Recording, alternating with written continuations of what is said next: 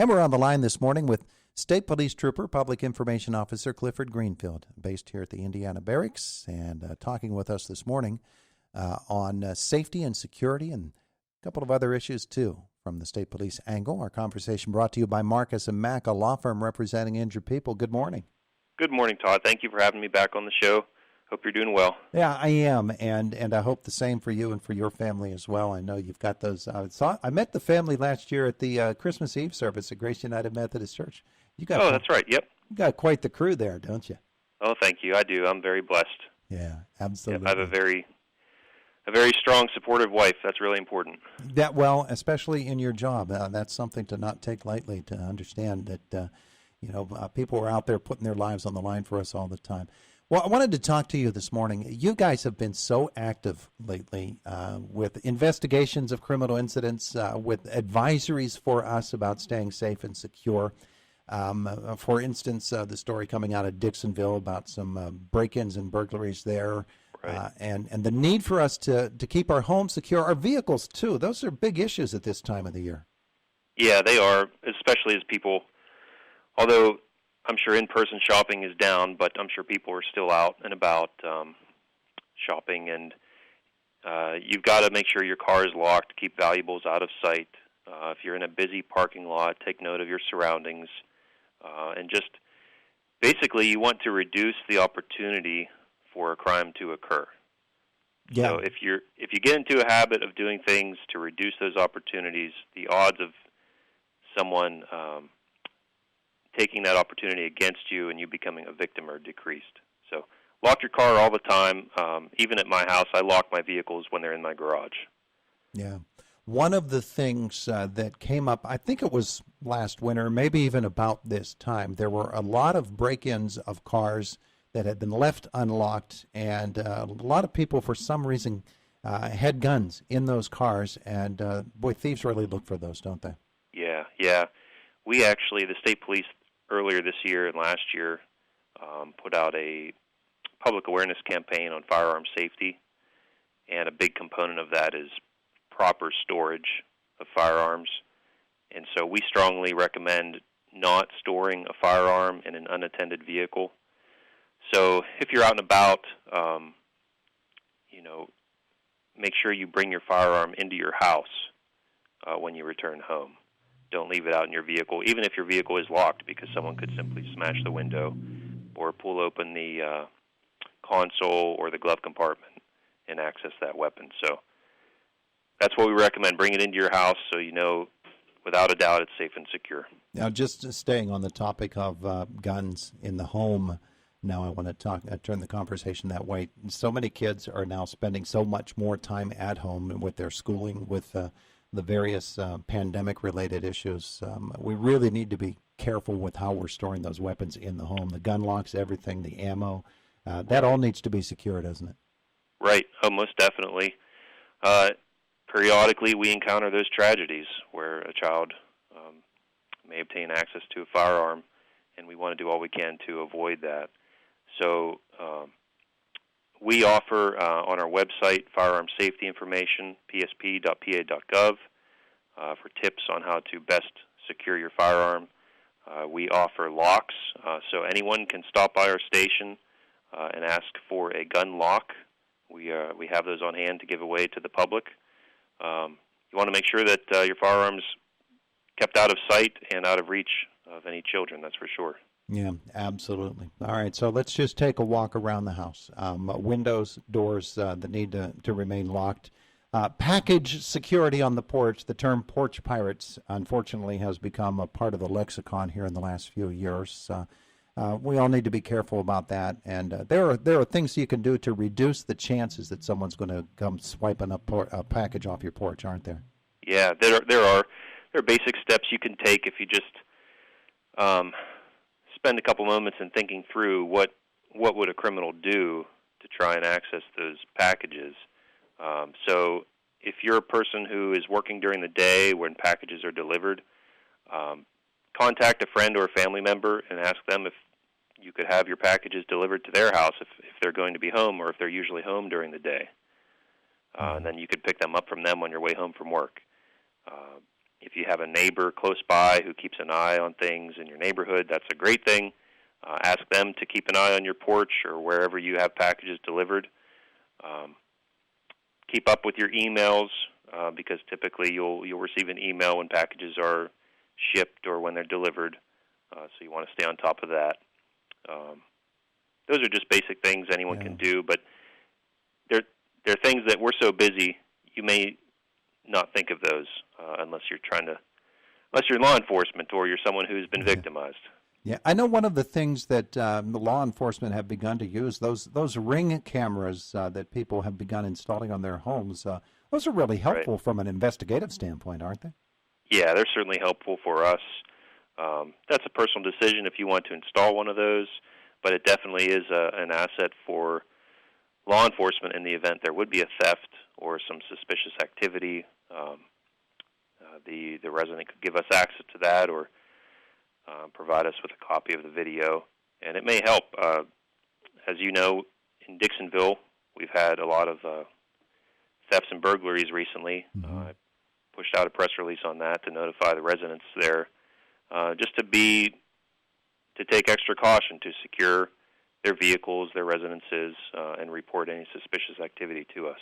Absolutely. You also this week put out a press release, a news release, asking for folks to check on their neighbors. It's not only the neighborly thing to do, but especially now in 2020, it's a very, very important part of neighborhood safety, isn't it?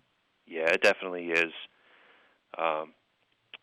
We're asking for residents to check on their neighbors who may be isolated or vulnerable, your elderly neighbors, people, or even people who just live alone. And if you haven't seen them in a while, give them a call or stop by, knock on their front door. You can talk safely, from the porch without the risk of transmitting COVID. Just be cautious. But a simple phone call can go a long way. A personal visit can go a really long way. And actually, just before I called into your station, we have a trooper or troopers en route to do a welfare check right now. Oh, yeah. That's an important tool for the people to know about, is that you can ask your local police agency or state police and if they can go out and do what is called a welfare check on somebody. Right, and that's something we've always done. In the press release from earlier this week, I noted that since March 1st, basically since the pandemic began, our Troop A, which is Cambria County, Indiana County, Somerset County, and Westmoreland County. So the 4-county area, we've conducted over 2,300 welfare checks since March 1st. And just this morning I ran our Indiana numbers. Here in Indiana County, we've conducted at least 600 welfare checks since March 1st. And typically, those occur when a family member or a neighbor calls in stating that they haven't been able to reach this person in such a period of time, or they've noticed mail stacking up on their porch, or the vehicle's been in the driveway for several days, hasn't moved. And we are more than happy to help in those situations.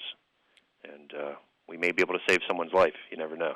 Take me through what happens when you show up at a house after you've been asked to do a welfare check on somebody. Is it as simple as knocking on the door and saying, everybody okay? Well, there's a lot more involved because we have to keep an open mind for any potential for a crime to have occurred at that residence or at the location. So even before we would respond, our dispatchers do a really good job of trying to contact any friends or family members who may have the phone number for this person that we're asked to check on, landlord information, key holder information, so that if we do have to make entry into the home, we already have those contacts on hand. When we would arrive, we would be definitely taking note of vehicles in the driveway, looking for mail stacked up in the mailbox or on the porch, open doors, open windows, anything like that.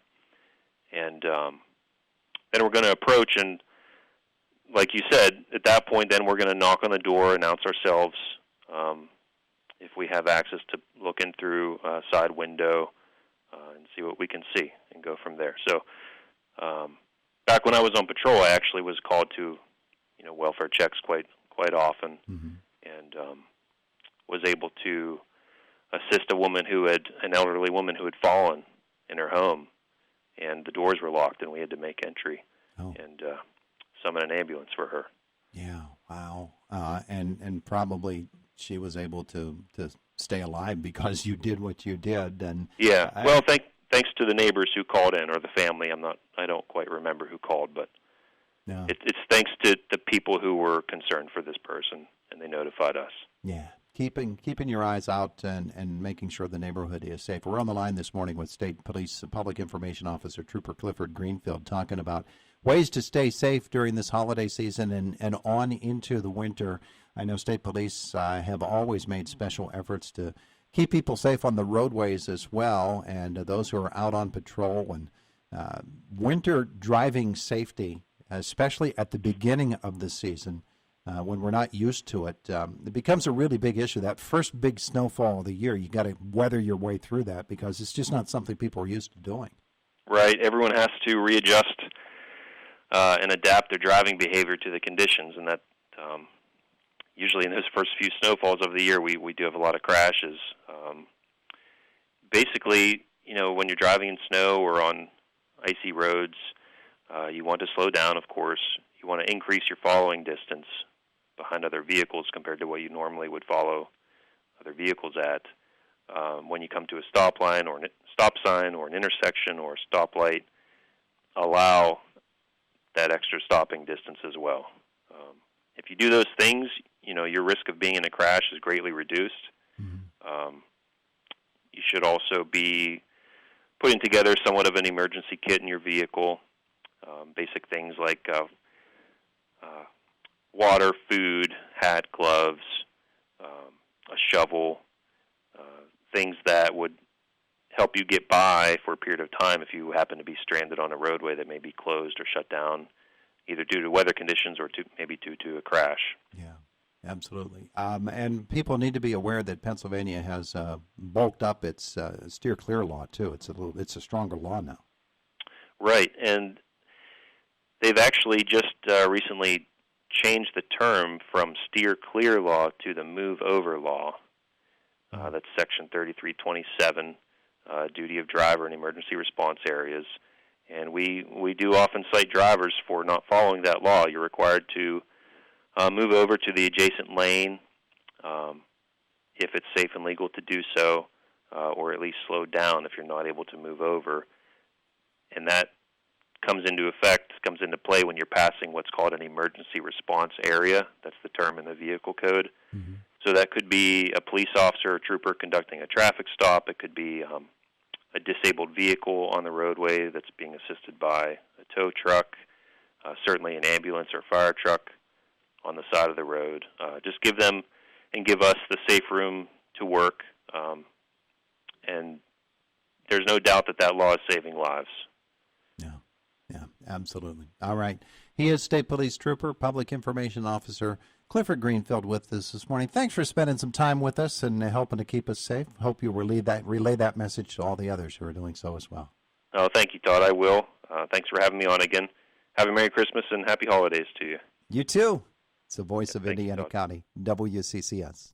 WCCS.